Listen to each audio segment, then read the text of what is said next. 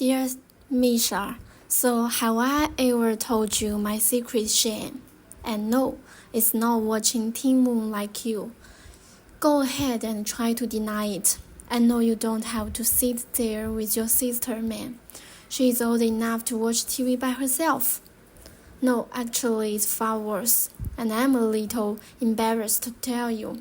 But I think negative feelings should be released just once, right? You see, there's a girl at school, the kind cheerleader, popular, gets everything she wants. I hate to admit this, especially to you, but a long time ago I wanted to be her. Part of me still does.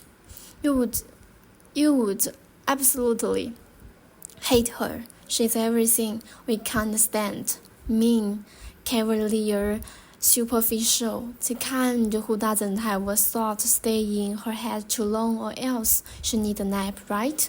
I've always been fascinated with her, though. And don't roll your eyes at me, I can feel it. It's just that given all of her distasteful attributes, she's never alone. I kind of envy that. Okay, I really envy that. It feels like shit to be alone, to be in a place full of people and feel like they don't want you there. To feel like you are at a party you weren't invited to. No one even knows your name. No one wants to. No one cares. Are they laughing at you? Talking about you? Are they sneering at you like their perfect world would be so much better if you weren't there? Messing up their view? Are they just wishing you to get the hint ready and leave? I feel like that a lot. I know it's pathetic to want a place among other people, and I know you will say it's better to stand alone and be right than stand in a crowd and be wrong. But I still feel that need all the time. Do you ever feel it? Feel it? I wonder if the cheerleader feels it. When the music stops and everyone goes home, when the day is gone and she doesn't have anyone to entertain herself with, when she removes her makeup, taking off her broad face for the day, do the demons she keeps buried start playing with her when there's no one else to play with? I guess not. Crises don't have insecurities, right? Must be nice. My phone buzzed from the center console of my trunk, and I look away from Ryan's later to see another text roll in. Damn it, I'm so late. The guys are no doubt wondering where the hell I am, and it's still a 20-minute drive to the warehouse. Why can't I be the invisible boss player no one cares about? I stare at her words again, running over the sentence in my head when she removes her makeup, taking off her bright face for the day. That line really hit me the first time I read the letter a couple years ago, and 100 times since then. How can she say a little and yet so much? I go back and finish the last part, already knowing how the letter ends, by loving her attitude and the way she makes me smile.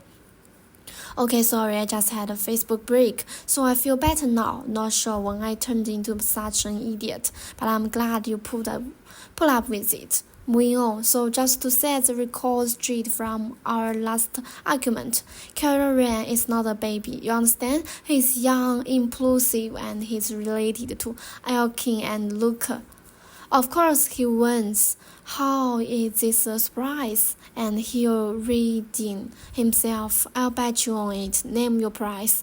Alright, I gotta go, but yes, to answer your question, that lyric you sent me last time sounds great. Go with it, and I can't wait to read the whole song. Good night, good work, sleep well. I'll most likely stop writing you in the morning, Ryan. I laugh at her Price is Bride movie reasons. She's been saying that for years.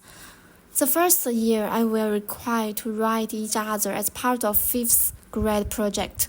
pairing students in her class with students in mine. But after the school year ended, we didn't stop, even though we live less than 30 miles away from each other and have Facebook now.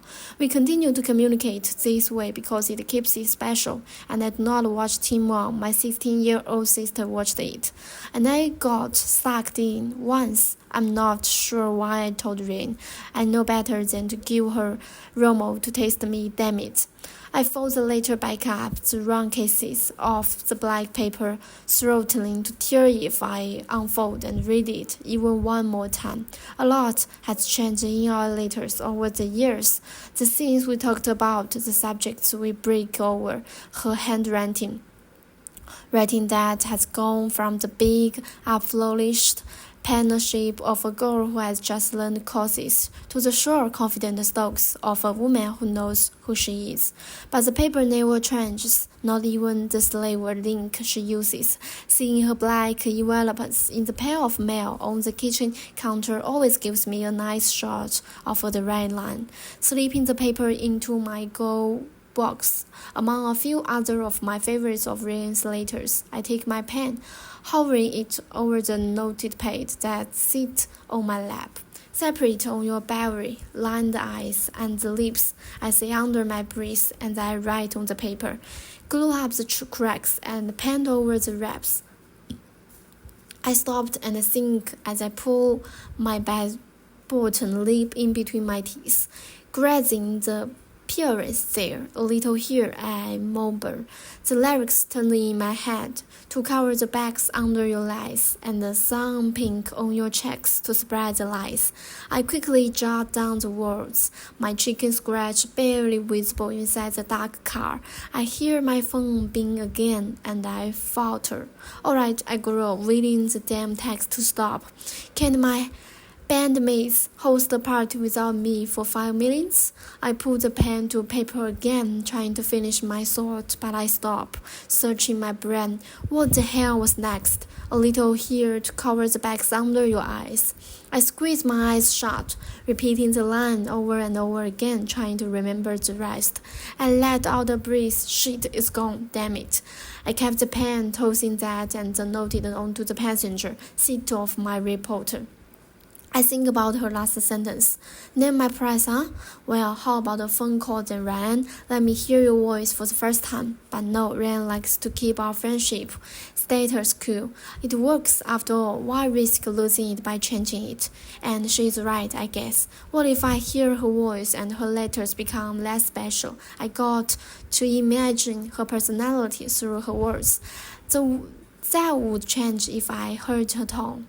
But what if hear her voice and I like it? What if her laughter in my ear or her breathing into the phone haunts me as much as her words? And I want more. I'm already based enough with her letters, which is why I'm sitting in my trunk in an empty parking lot, rereading one of her old ones because they inspire my music.